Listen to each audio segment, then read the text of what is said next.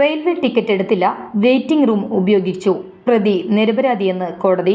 യാത്രാ ടിക്കറ്റോ പ്ലാറ്റ്ഫോം ടിക്കറ്റോ എടുക്കാതെ സ്ത്രീകളുടെ വെയിറ്റിംഗ് റൂം ഉപയോഗിച്ചതിന് റെയിൽവേ പ്രൊട്ടക്ഷൻ ഫോഴ്സ് ഫയൽ ചെയ്ത ഹർജിയിൽ പ്രതി ചന്ദ്രമതിയെ തൃശൂർ ചീഫ് ജുഡീഷ്യൽ മജിസ്ട്രേറ്റ് കോടതി വെറുതെ വിട്ടു.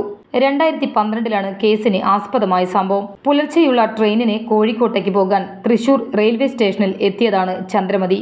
പുലർച്ചെയുള്ള ട്രെയിനുകൾക്ക് ടിക്കറ്റുകൾ രാത്രി 12 മണിക്ക് ശേഷം മാത്രമേ കൗണ്ടറിൽ നിന്നും ലഭ്യമാകൂ എന്ന് സ്റ്റേഷനിൽ നിന്നും അറിയിച്ചതിനെ തുടർന്ന് സ്റ്റേഷൻ മാസ്റ്ററുടെ അനുവാദത്തോടെ ലേഡീസ് വെയിറ്റിംഗ് റൂമിൽ വിശ്രമിക്കുമ്പോഴാണ് കെയർ ടേക്കർ ചന്ദ്രമതിയോട് ടിക്കറ്റ് എടുക്കാതെ ഇരിക്കാനാവില്ലെന്നും ഇറങ്ങിപ്പോകാനും ആവശ്യപ്പെട്ടത്. എന്നാൽ താൻ സ്റ്റേഷൻ മാസ്റ്ററുടെ അനുമതിയോടെയാണ് ഇരിക്കുന്നത് എന്നറിയിച്ചിട്ടും അവർ റെയിൽവേ പ്രൊട്ടക്ഷൻ ഫോഴ്സിനെ വിളിച്ചു വരുത്തി ലാത്തി ഉപയോഗിച്ച് ചന്ദ്രമതിയെ ഉപദ്രവിക്കുകയും കയ്യിൽ നീര് വെച്ച് വീർത്തു വന്നതിനെ തുടർന്ന് ആശുപത്രിയിൽ ചികിത്സ തേടുകയും ചെയ്യേണ്ട സാഹചര്യമുണ്ടായി. ചന്ദ്രമതിയുടെ ബാഗ് റെയിൽവേ പ്ലാറ്റ്ഫോമിലേക്ക് വലിച്ചെറിയുകയും ഇൻസുലിൻ കുപ്പികളും മറ്റു മരുന്നുകളുമെല്ലാം പൊട്ടിപ്പോവുകയും ചെയ്തു. ഇതിനെ തുടർന്ന് പരാതി നൽകാൻ ചന്ദ്രമതി RPFനെ സമീപിച്ചെങ്കിലും പരാതിയെടുക്കാൻ തയ്യാറാകാതിരുന്നതിനെ തുടർന്ന് റെയിൽവേ പോലീസിന് പരാതി നൽകുകയാണ് ഉണ്ടായത്. തുടർന്ന് ക്രൈം രജിസ്റ്റർ ചെയ്തുവെങ്കിലും RPF ഹൈക്കോടതിയിൽ പോയി ആയത് റദ്ദാക്കി. എന്നാൽ ചന്ദ്രമതിക്കെതിരെയുള്ള കേസ് അവർ നിലനിർത്തി. പ്രോസിക്യൂഷൻ ഭാഗത്തുനിന്നും 3 സാക്ഷികളെ വിസ്തരിച്ച കേസിൽ 313 വിചാരണ സമയത്ത് യഥാർത്ഥ വസ്തുതകൾ പ്രതി കോടതിയിൽ വെളിപ്പെടുത്തി.